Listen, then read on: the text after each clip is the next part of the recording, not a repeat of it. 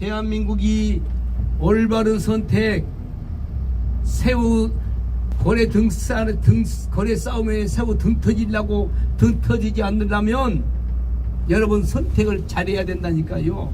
선택 잘못하면요 우리 후손들에게 영원히 거지 나라 물려주게 되고, 선택을 잘하면 2050년도에 가면 세계에서 여러분 두 번째 경제 국가가 되고, 뭘 선택해야 되겠습니까? 뻔해 답이 나왔어요. 답이.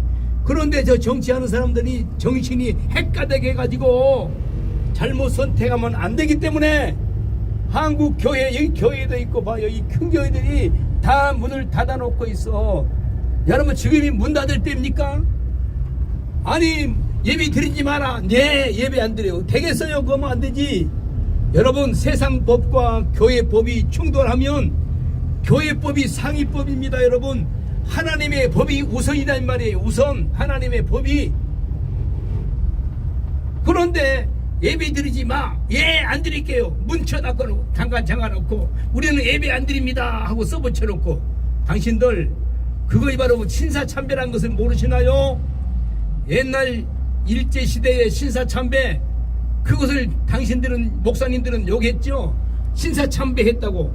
당신들이 바로 지금 신사참배한 거라니까요. 아니 사회법, 물론 교회도 사회법을 잘 지켜야 됩니다. 모범적으로 지켜야 돼요. 그러나 사회법과 하나님의 법이 충돌할 때는 하나님의 법이 우선이란 말이에요. 우선 하나님의 법을 먼저 지켜야 되는 거예요. 그걸 안 하니까 이렇게 문제가 발생되는 거예요. 하나님의 법을 지켜야 돼요. 왜? 얼마든지 할 수 있는 일이 있는데 왜 그렇게 합니까? 아니 성도가 많으면 토요일날도 예배드리고 주일도 예배드리고 2m씩 뛰어가지고 소독 잘하고 마스크 끼고 기도하면 되는 거예요. 기도하면 나라 위해서 기도해야지요. 그런데 집에서 예배드리라, 스마트폰으로 집에서 예배드리라.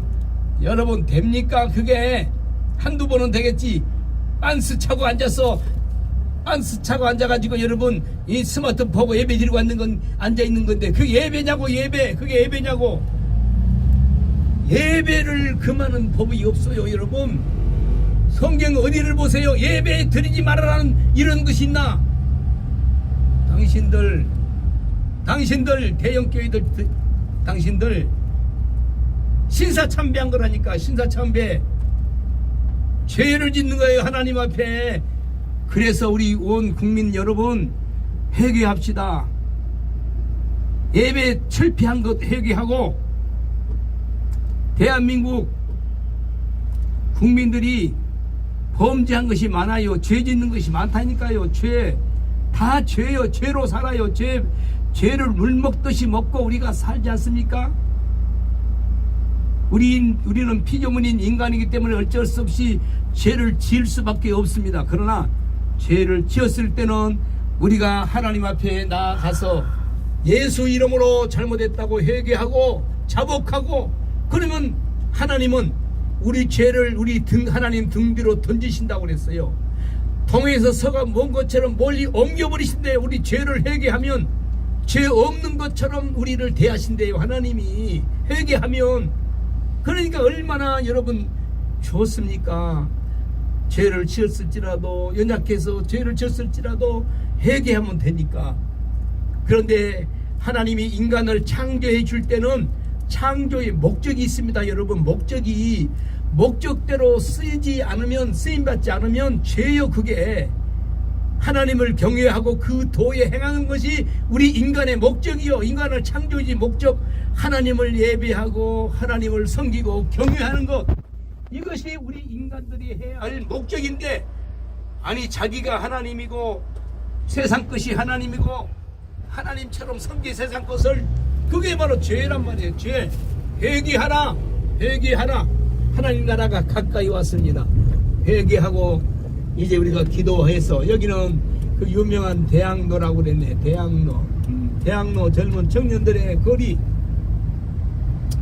대한민국 젊은 청년들이여, 청년의 때 창조주를 기억하라. 창조주 하나님을 기억하야 기억해야 돼. 창조주 하나님을. 그러면 여러분의 인생이 장구하리라. 여러분의 인생이 행복해지리라. 그런데 하나님을 잃어버리고 요즘 젊은 청년들이 다 교회를 떠나가 버려. 여러분, 교회를 떠나면 안 되는 거예요. 물을 떠난 고기가 혹시 사는 법이 있어도 교회 떠난 사람 사는 법이 없습니다. 예수 그리스도를 떠나서 사는 수가 없어요. 너희가 나를 떠나서는 아무것도 할 수 없다고 말씀을 해요. 여러분, 요한복음 15장에 네가 내 안에 내가 너 안에 있으면 많은 열매를 맺는다. 예수님 안에 붙어 있어야 돼. 가지가 포도나무에 붙지 않냐면 열매를 맺을 수 없어요. 포도나무가 가지가 포도나무에 딱 붙어 있으면 열매를 맺어요.